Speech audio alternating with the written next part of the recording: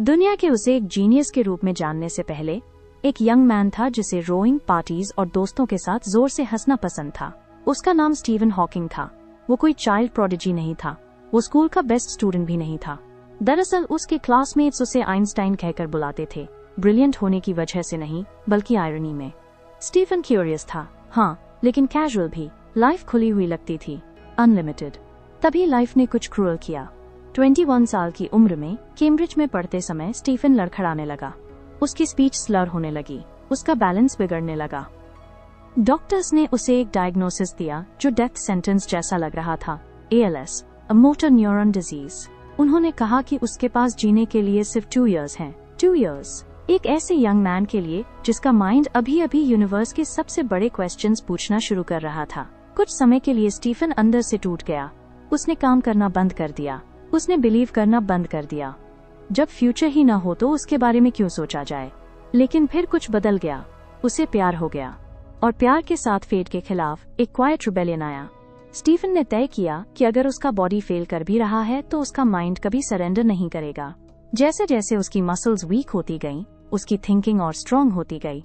जैसे जैसे उसकी वॉइस फेड होती गई, उसके आइडियाज और लाउडर होते गए। उसने डेंजरस क्वेश्चंस पूछने शुरू किए, ऐसे क्वेश्चंस जो ग्रेट साइंटिस्ट्स को भी डराते थे। टाइम की बिगिनिंग में क्या होता है? ब्लैक होल के अंदर क्या है? क्या यूनिवर्स को किसी क्रिएटर की जरूरत है? जब उसका बॉडी धीरे धीरे शट डाउन हो रहा था, उसका माइंड लाइट से भी तेज ट्रैवल कर रहा था। उसने चलने की एबिलिटी खो दी, फिर हैंड्स इस्तेमाल करने की एबिलिटी, फिर बोलने की एबिलिटी।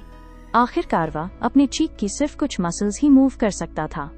लेकिन स्टीफन हॉकिंग ने कभी थिंकिंग बंद नहीं की। कंप्यूटर और रोबोटिक वॉइस की मदद से उसने दुनिया से बात की, विस्पर्स में नहीं, ट्रूथ्स में। 1988 में उसने कुछ एक्स्ट्रॉर्डिनरी किया। उसने a brief history of time लिखी, यूनिवर्स पर एक बुक, ऑर्डिनरी लोगों के लिए लिखी गई। एक ऐसे इंसान द्वारा जो मुश्किल से मूव कर पाता था। दुनिया ने सुना।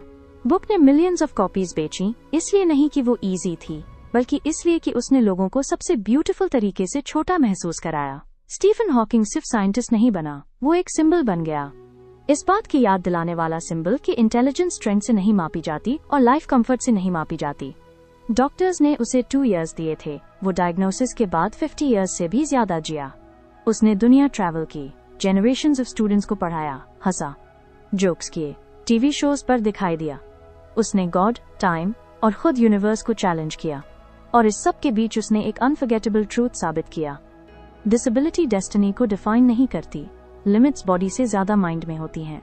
स्टीफन हॉकिंग ने एक बार कहा था, However difficult life may seem, there is always something you can do and succeed at. तो अगर आप ट्रैप्ड महसूस कर रहे हैं, अगर लाइफ अनफेयर लगती है, अगर आपका बॉडी, आपकी सर्कमस्टांसेस या आपका पास्ट आपको क्विट करने को कहता है, तो इस इंसान को याद रखिए, जो चल नहीं सकता था, बोल नहीं सकता था, एक फिंगर तक नहीं उठा सकता था, फिर भी ह्यूमैनिटी को यूनिवर्स समझने में मदद की। क्योंकि आपके पास जो सबसे बड़ी पावर है, वो ना आपका बॉडी है, ना आपके रिसोर्सेज, ना ही आपका टाइम, वो है आगे बढ़ते रहने की आपकी विल। और कभी कभी सबसे स्ट्रांग लोग वही होते हैं जो कभी खड़े हुए बिना आगे बढ़ते रहते हैं।